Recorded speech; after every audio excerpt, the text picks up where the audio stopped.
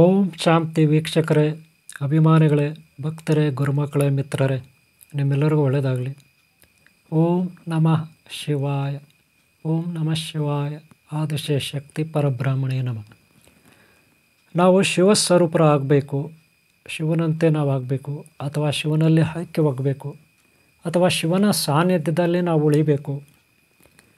ನಮಗೆ ಆ ಶಿವನ ಆಶೀರ್ವಾದ ರಕ್ಷಣೆ ಇರಬೇಕು ಅಂತ ಸಾಕಷ್ಟು ಮಂದಿ ಶಿವಭಕ್ತರು, ಇನ್ನು ಹರಿಭಕ್ತರು ಹರಿಯನ್ನು ಇದೇ ರೀತಿ ಸ್ಮರಿಸ್ತಾರೆ. ಹಾಗೆ ಹನುಮಾನ್ ಭಕ್ತರು ಹನುಮಂತನನ್ನು ಸ್ಮರಿಸ್ತಾರೆ. ಹಾಗೆ ಶ್ರೀರಾಮಚಂದ್ರ ಪ್ರಭು ಭಕ್ತರು ಶ್ರೀರಾಮಚಂದ್ರ ಪ್ರಭುವನ್ನು ಸ್ಮರಿಸ್ತಾರೆ. ಇಲ್ಲಿ ಈಗ ನಾವು ಶಿವ ಸ್ವರೂಪರಾಗಲಿಕ್ಕೆ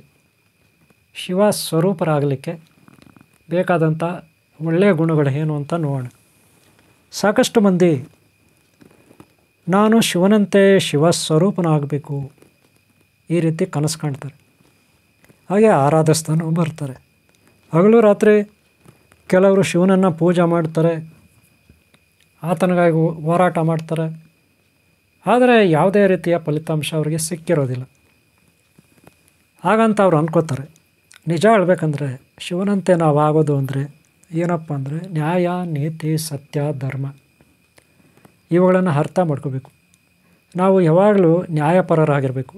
ನಮ್ಮ ಮನೆಯಲ್ಲಿ ಮಕ್ಕಳಿರಲಿ, ಅಣ್ಣ ತಮ್ಮ ಇರಲಿ, ಅಕ್ಕ ತಂಗಿ ಇರಲಿ, ಅಥವಾ ಚಿಕ್ಕಪ್ಪ ಚಿಕ್ಕಮ್ಮ, ತಾತ ಅಜ್ಜಿ, ಅಪ್ಪ ಅಮ್ಮ ಯಾರೇ ಆಗಿರಲಿ, ಅಥವಾ ನಮ್ಮ ಮಿತ್ರರು ಯಾರೇ ಆಗಿರಲಿ, ಯಾರೇ ತಪ್ಪು ಮಾಡಿದ್ರು ನಾವು ಅದನ್ನು ಖಂಡಿಸದೇ ಇದ್ದರೂ ಕೂಡ ತಪ್ಪು ಮಾಡೋರಿಗೆ ಸಹಾಯ ಮಾಡಬಾರ್ದು.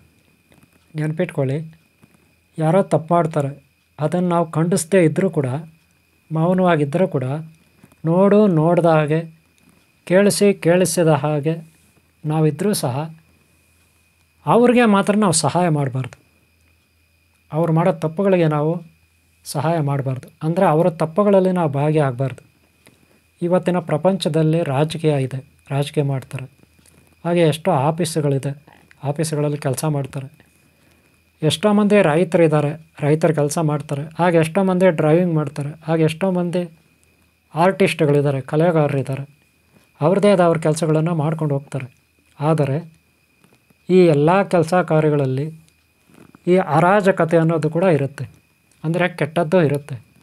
ಏನೇನಿರುತ್ತೆ? ಇನ್ನೊಬ್ಬರನ್ನ ತುಳಿಯೋದು, ಇನ್ನೊಬ್ಬರ ಹತ್ರ ಲಂಚ ತಗೊಳ್ಳೋದು, ಇನ್ನೊಬ್ಬರ ಪಾಪದ ದುಡ್ಡನ್ನು ನಾವು ತಗೊಂಡು ತಿನ್ನೋದು, ಅಮಾಯಕತ್ವದ ಮೇಲೆ ಆಟ ಆಡೋದು, ಈ ರೀತಿಯೆಲ್ಲ ಮಾಡ್ತಾರೆ. ಇದೆಲ್ಲ ಕೆಲವರಿಗೆ ಗೊತ್ತಿರುತ್ತೆ, ಅಕ್ಕಪಕ್ಕ ಇರೋರಿಗೆ, ಅವ್ರ ಫ್ರೆಂಡ್ಸ್ಗೆಲ್ಲ ಗೊತ್ತಿರುತ್ತೆ. ಯಾಕಂದರೆ ತಮ್ಮ ಫ್ರೆಂಡ್ಸು, ಮಿತ್ರರು ಅಥವಾ ತಮ್ಮ ಅಣ್ಣ ತಮ್ಮ ಬಂಧು ಬಳಗ ಈ ರೀತಿ ತಪ್ಪುಗಳು ಮಾಡೋವಾಗ ಅದನ್ನು ನೋಡದ ಹಾಗೆ ಕೆಲವರು ಇರ್ತಾರೆ. ಕೆಲವರು ಅದಕ್ಕೆ ಸಹಾಯ ಮಾಡ್ತಾರೆ. ಅದು ಯಾವುದೋ ಪೊಲೀಸ್ ಸ್ಟೇಷನ್ ಇರ್ಬೋದು, ಯಾವುದೇ ಕೋರ್ಟ್ ಇರ್ಬೋದು, ಯಾವುದೇ ಆಫೀಸ್ ಇರ್ಬೋದು, ಅಥವಾ ಇನ್ಯಾವುದೋ ಕಂಪನಿ, ಟ್ರಾನ್ಸ್ಪೋರ್ಟ್ ಕಂಪನಿ ಇರ್ಬೋದು, ಯಾವುದೋ ಹೋಟೆಲ್ಲು, ಅಂಗಡಿ ಇರ್ಬೋದು, ಹಾಸ್ಪಿಟಲ್ ಇರ್ಬೋದು. ಒಟ್ಟಿನಲ್ಲಿ ಪ್ರತಿನಿತ್ಯದ ಕೆಲಸ ಕಾರ್ಯಗಳು ನಡೀತಕ್ಕಂಥ ಯಾವುದೇ ಒಂದು ಸ್ಥಳ ಇರ್ಬೋದು, ಅಲ್ಲಿ ನಮ್ಮವರೇ ಇರ್ಬೋದು, ಬೇರೆಯವರೇ ಇರ್ಬೋದು, ತಪ್ಪುಗಳು ಮಾಡ್ತಿರ್ತಾರೆ. ಅಂದರೆ ಬೇರೆಯವ್ರ ಹತ್ರ ಲಂಚ ತಗೊಳ್ಳೋದು, ಬೇರೆಯವರಿಗೆ ಹಿಂಸೆ ಕೊಡೋದು, ಬೇರೆಯವರ ಅಮಾಯಕತ್ವದ ಮೇಲೆ ಆಟ ಆಡೋದು, ಈ ರೀತಿ ಮಾಡ್ತಿರ್ತಾರೆ.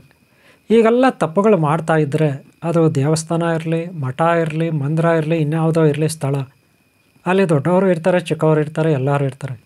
ಒಟ್ಟಿನಲ್ಲಿ ತಪ್ಪುಗಳು ಮಾಡ್ತಾಯಿದ್ದಾರೆ. ಅದನ್ನು ನಾವು ಖಂಡಿಸದೇ ಇದ್ದರೂ ಕೂಡ, ಅವ್ರು ಮಾಡೋ ತಪ್ಪುಗಳನ್ನು ಖಂಡಿಸದೇ ಇದ್ದರೂ ಕೂಡ ನಾವು ಮಾತ್ರ ಅವರಿಗೆ ಸಹಾಯ ಮಾಡಬಾರ್ದು. ಒಂದು ವೇಳೆ ಧೈರ್ಯ ಇದ್ದರೆ ನೀವು ಈ ರೀತಿ ತಪ್ಪು ಮಾಡಬೇಡ ಅಂತ ಹೇಳಬೇಕಾಗುತ್ತೆ. ಹಾಗೆ ನಾವು ಕೂಡ ನಮ್ಮ ಕೈಗಳು ಶುದ್ಧವಾಗಿರಬೇಕು, ನಮ್ಮ ಬಾಯಿ ಶುದ್ಧವಾಗಿರಬೇಕು, ನಾವು ನೋಡ್ತಕ್ಕಂಥ ಕಣ್ಣುಗಳ ದೃಷ್ಟಿ ಶುದ್ಧವಾಗಿರಬೇಕು. ಹಾಗೆ ನಾವು ಕೇಳಿಸ್ಕೊತೀವಲ್ಲ ಕೆಟ್ಟದ್ದೆಲ್ಲ, ಅದೆಲ್ಲ ಕೇಳಿಸ್ಕೋಬಾರ್ದು. ಹಾಗೆ ನಾವು ತಿನ್ನಬಾರ್ದು, ಕುಡಿಬಾರ್ದು. ಹಾಗೆ ಕೆಟ್ಟ ಆಲೋಚನೆ ಮಾಡಬಾರ್ದು. ನಾವು ಯಾವಾಗಲೂ ಒಳ್ಳೆಯದನ್ನು ಆಲೋಚನೆ ಮಾಡಬೇಕು, ಒಳ್ಳೆಯದನ್ನು ತಿನ್ನಬೇಕು, ಒಳ್ಳೆಯದನ್ನು ಕುಡಿಬೇಕು, ಒಳ್ಳೆಯ ಕೆಲಸಗಳನ್ನು ಮಾಡಬೇಕು, ಒಳ್ಳೆಯದನ್ನು ಕೇಳಿಸ್ಕೋಬೇಕು, ಒಳ್ಳೆಯದನ್ನು ನೋಡಬೇಕು. ಹೀಗೆ ಮಾಡಿದಾಗ ನಮ್ಮ ಪಂಚೇಂದ್ರಿಯಗಳು ಶುದ್ಧವಾಗ್ತವೆ. ನಮ್ಮ ಅಂತಃಕರಣಗಳು ಅಂದರೆ ನಮ್ಮ ಅಂತರಂಗದ ಭಾವನೆಗಳು ಶುದ್ಧವಾಗ್ತವೆ. ಆಗ ನ್ಯಾಯ, ನೀತಿ, ಸತ್ಯ, ಧರ್ಮವನ್ನು ನಾವು ಎಲ್ಲ ಧರ್ಮಗಳು, ಎಲ್ಲ ಜಾತಿ ಧರ್ಮಗಳಲ್ಲೂ ನಾವು ಒಳ್ಳೆಯ ರೀತಿಯಲ್ಲಿ ನೋಡ್ತೀವಿ. ಈ ಭೂಮಿ ಮೇಲೆ ನರಕ ಅನ್ನೋದೊಂದು ಇರುತ್ತೆ. ಅದು ಯಾವ ರೀತಿ ಅಂದರೆ, ಯಾವುದೋ ಒಂದು ಕ್ರೂರವಾದ ಸರ್ಪದ ಕೈಯಲ್ಲಿ ಸಿಕ್ಕಾಕೊಂಡಿರುತ್ತೆ ಇಡೀ ಭೂಮಂಡಲ. ಈ ಭೂಮಂಡಲದ ಮೇಲೆ ನಾವು ವಾಸ ಮಾಡ್ತಾಯಿರ್ತೀವಿ. ಆಗಿರೋವಾಗ ನಾವು ಯಾವ ಲೆಕ್ಕನೂ ಇಲ್ಲ ಈ ಕಷ್ಟಗಳಿಗೆ. ಬೆಳಗ್ಗೆ ಕಷ್ಟ, ಮಧ್ಯಾಹ್ನ ಕಷ್ಟ, ಸಂಜೆ ಕಷ್ಟ, ರಾತ್ರಿ ಕಷ್ಟ. ಮಲ್ಕೊಂಡ್ಮೇಲೆ ನಿದ್ರೆ ಮಾಡೋ ಕೆಟ್ಟ ಕೆಟ್ಟ ಸ್ವಪ್ನಗಳು ಯಾವ ರೀತಿ ಇರ್ತಾವಂದರೆ ಇಡೀ ಭೂಮಂಡಲವನ್ನೇ ಸುತ್ತಕೊಂಡಿರುವ ಸರ್ಪದ ಥರ ಇರ್ತವೆ. ಗೊತ್ತಾಯ್ತಲ್ಲ? ಅದಕ್ಕೆ ನಾವು ಯಾವಾಗಲೂ ತಪ್ಪುಗಳನ್ನು ಮಾಡಬಾರ್ದು, ಮಾಡೋರಿಗೆ ಸಹಾಯ ಮಾಡಬಾರ್ದು. ನಾವೆಷ್ಟು ಶುದ್ಧವಾಗಿರ್ತೀವಿ ಅಷ್ಟು ಶಿವ ನಮ್ಮಲ್ಲಿದ್ದಾನೆ. ಶಿವ ಅಂದರೆ ಯಾರು? ಒಳ್ಳೆಯತನ. ಶಿವ ಅಂದರೆ ಯಾರು? ಒಳ್ಳೆಯದು. ಶಿವ ಅಂದರೆ ಯಾರು? ಶುದ್ಧವಾದದ್ದು. ಶಿವ ಅಂದರೆ ಯಾರು? ಕರುಣೆ ಉಳ್ಳಂಥದ್ದು. ಶಿವ ಅಂದರೆ ಯಾರು? ನಿಸ್ವಾರ್ಥತನದಿಂದ ಕೂಡಿರ್ತಕ್ಕಂಥದ್ದು. ಶಿವ ಅಂದರೆ ಯಾರು? ಮಹಾಬಲಶಾಲಿ, ಮಹಾಧರ್ಮನಿಷ್ಠ, ಮಹಾಯೋಗಿ, ಆದಿಯೋಗಿ ಅಂತ ನಾವು ಶಿವನನ್ನು ಕರಿತೀವಿ.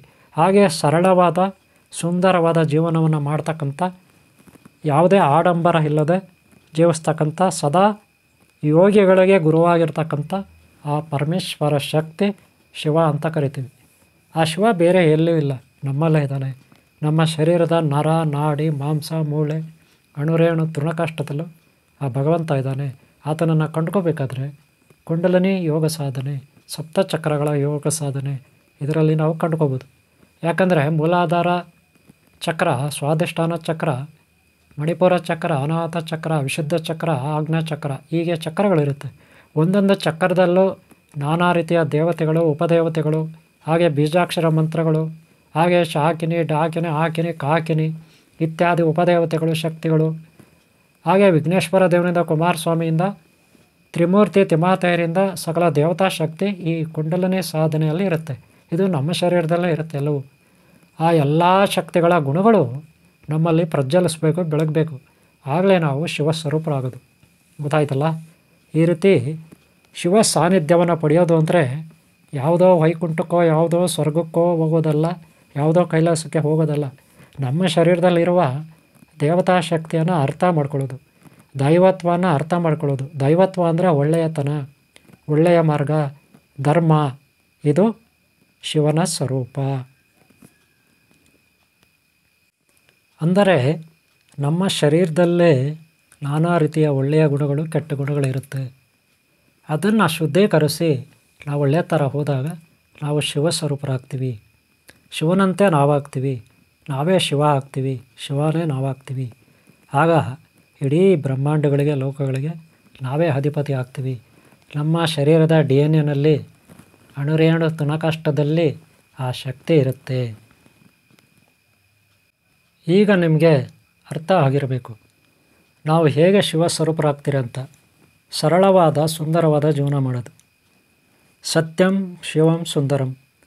ನಮ್ಮಲ್ಲಿ ಸತ್ಯ ಇದ್ದರೆ ಶಿವ ಇರ್ತಾನೆ. ಶಿವ ಇದ್ದರೆ ನಮ್ಮ ಜೀವನವೇ ಸೌಂದರ್ಯಯುತವಾಗಿರುತ್ತೆ. ಅಂದರೆ ಈ ಜೀವನ, ಕೆಟ್ಟ ಜೀವನದಿಂದ, ಕೆಟ್ಟ ಜನರ, ಕೆಟ್ಟ ಪ್ರಾಣಿಗಳ, ಕೆಟ್ಟ ವಾತಾವರಣದಿಂದ ನಾವು ಮುಕ್ತರಾಗಿರ್ತೀವಿ. ಒಂದು ಸುಂದರವಾದ ಜೀವನದಲ್ಲಿ ನಾವಿರ್ತೀವಿ. ಅದನ್ನೇ ಸತ್ಯಂ ಶಿವಂ ಸುಂದರಂ ಅಂತ ಕರಿತೀವಿ. ಇಷ್ಟೊತ್ತು ನಾನು ಹೇಳಿದೆ, ಒಳ್ಳೆಯವರಾಗಿ ನಾವಿದ್ದರೆ ನಾವೇ ಶಿವಸ್ವರೂಪರು. ಆಗ ನಮ್ಮನ್ನು ತಡೆಯೋರು ಯಾರೂ ಇಲ್ಲ. ಆಗ ನಾವು ಅಮರರಾಗ್ತೀವಿ. ನಮಗೆ ಖಂಡಿತ ಆಗ ಪುನರ್ಜನ್ಮ ಅನ್ನೋದಿರೋದಿಲ್ಲ. ಅದನ್ನೇ ಮೋಕ್ಷ ಅಂತೀವಿ, ಮುಕ್ತಿ ಅಂತೀವಿ, ಜೀವನ್ಮುಕ್ತಿ ಅಂತೀವಿ, ಅಮರತ್ವ ಅಂತೀವಿ. ಗೊತ್ತಾಯ್ತಲ್ಲ ವೀಕ್ಷಕರೇ? ನೀವು ಕೂಡ ಶಿವಸ್ವರೂಪರಾಗಬೇಕು. ಜಗತ್ತಿನ ಕಲ್ಯಾಣ ಆಗಬೇಕು ನಿಮ್ಮಿಂದ. ಅದಕ್ಕೆ ಪ್ರಯತ್ನ ಪಡಿ. ರೋಗಗಳಿಂದ, ದಾರಿದ್ರ್ಯಗಳಿಂದ, ಕಷ್ಟ ಕಾರ್ಪಣ್ಯಗಳಿಂದ, ಶತ್ರು ಭಯದಿಂದ, ಜನನ ಮರಣದಿಂದ ನೀವು ಮುಕ್ತರಾಗಬೇಕು. ಹಾಗೆ ನೀವು ಮುಕ್ತರಾದರೆ ಖಂಡಿತ ನಿಮ್ಮಲ್ಲಿ ಸದಾ ಆನಂದ ಇರುತ್ತೆ, ಸಚ್ಚಿದಾನಂದ ಇರುತ್ತೆ. ಆಗ ನೀವು ಸಚ್ಚಿದಾನಂದ ಸ್ವರೂಪರಾಗಿ, ಪರಬ್ರಹ್ಮ ಸ್ವರೂಪರಾಗಿ ಬೆಳಗ್ತೀರಿ. ಇಷ್ಟು ಹೇಳ್ತಾ ನಾನು ಈ ವಿಡಿಯೋ ಮುಗಿಸ್ತಾ ಇದ್ದೀನಿ. ಈ ವಿಡಿಯೋ ಇಷ್ಟ ಆದರೆ ಒಂದು ಲೈಕ್ ಮಾಡಿ. ಮತ್ತು ನಿಮ್ಮ ಈ ಲೈಕು ನನಗೆ ಮುಂದಿನ ವೀಡಿಯೋ ಮಾಡಲಿಕ್ಕೆ ಪ್ರೋತ್ಸಾಹ ಆಗುತ್ತೆ. ಮತ್ತೆ ನಾನು ವೀಡಿಯೋ ಮಾಡ್ಬೋದು. ಹಾಗೆ ಲೈಕ್ ಮಾಡಿ, ಹಾಗೆ ಕಾಮೆಂಟ್ ಮಾಡಿ, ಹಾಗೆ ಸಬ್ಸ್ಕ್ರೈಬ್ ಆಗಲಿಂದ ಈ ಚಾನಲ್ ಸಬ್ಸ್ಕ್ರೈಬ್ ಮಾಡ್ಕೊಳ್ಳಿ ಅಂತ ಹೇಳ್ತಾ ಈ ಒಂದು ವೀಡಿಯೋನ ಮುಗಿಸ್ತಾ ಇದ್ದೀನಿ. ನಿಮ್ಮೆಲ್ಲರೂ ಒಳ್ಳೆಯದಾಗಲಿ. ಓಂ ಶಾಂತಿ, ಓಂ ಶಾಂತಿ, ಓಂ ಶಾಂತಿ. ಓಂ ನಮಃ ಶಿವಾಯ. ಆದಿಶಕ್ತಿ ಪರಬ್ರಹ್ಮಣೇ ನಮಃ.